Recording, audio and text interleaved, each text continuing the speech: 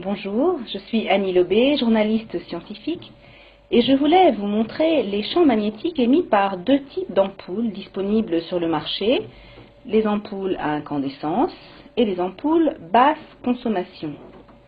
Je vais d'abord installer l'ampoule à incandescence.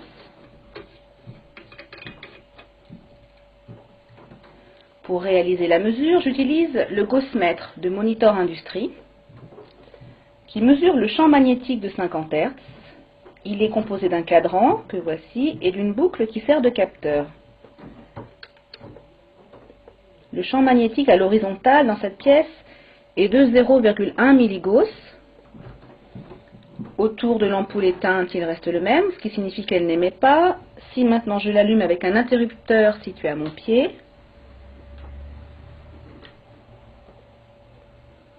pas de changement, pas d'émission. Si maintenant je remplace cette ampoule à incandescence par une ampoule basse consommation,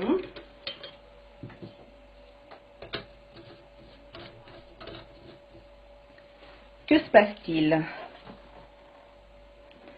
Ampoule éteinte, le champ magnétique reste le même, toujours pas d'émission. Si maintenant je l'allume, là c'est très différent. Il faut changer d'échelle pour réaliser la mesure. On est ici à plus de 25 milligauss. Si je l'éteins, ça redescend.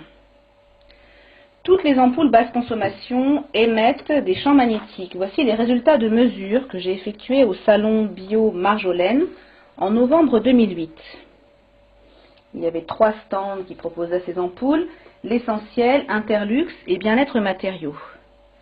Sur le stand de l'essentiel, 2 modèles, un qui émet 10 milligauss et l'autre avec ioniseur 75 milligauss.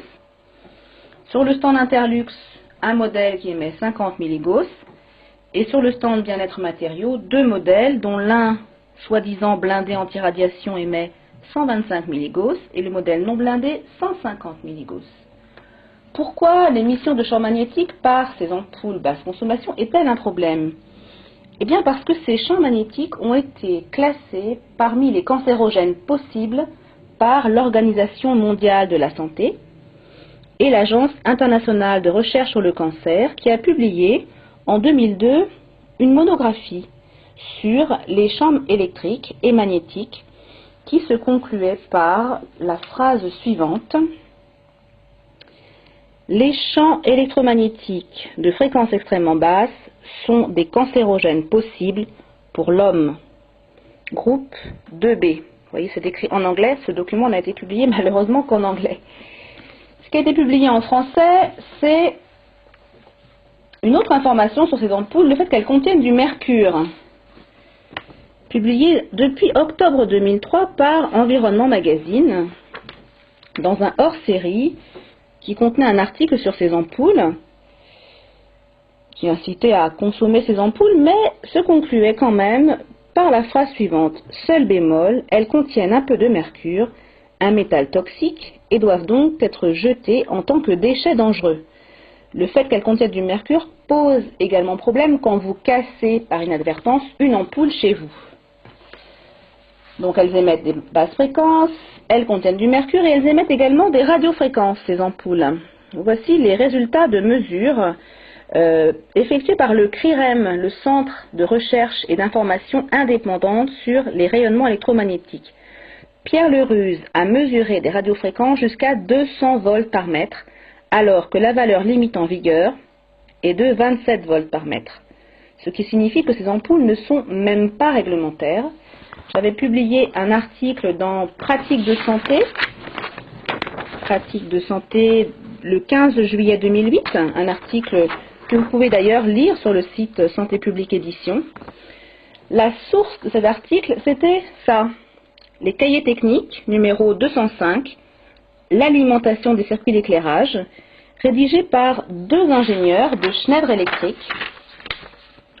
Jacques Chenek et Marc Vernet, qui expliquaient, dessin à l'appui, comment fonctionne le ballast électronique de ces ampoules qui sont en fait des mini-usines d'éclairage. Des mini-usines qui émettent donc des basses fréquences, des radiofréquences et contiennent du mercure.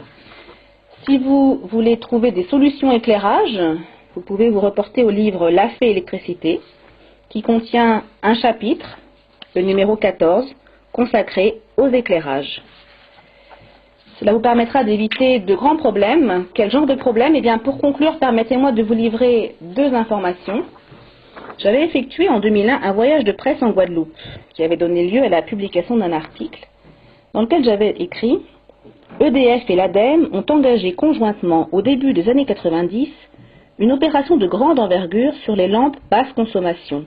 En 5 mois, 350 000 ont été acquises par 43 000 foyers. » C'était donc il y a 8 ans, et que constate-t-on aujourd'hui en Guadeloupe? Une information donnée par le magazine Alternative Santé de janvier 2009. Eh bien, en Guadeloupe, il y a actuellement un pic mondial de l'incidence du cancer de la prostate. Ces deux informations pourraient-elles être liées? Eh bien, permettez-moi d'en faire l'hypothèse et de vous suggérer de ne pas utiliser ces ampoules basse consommation.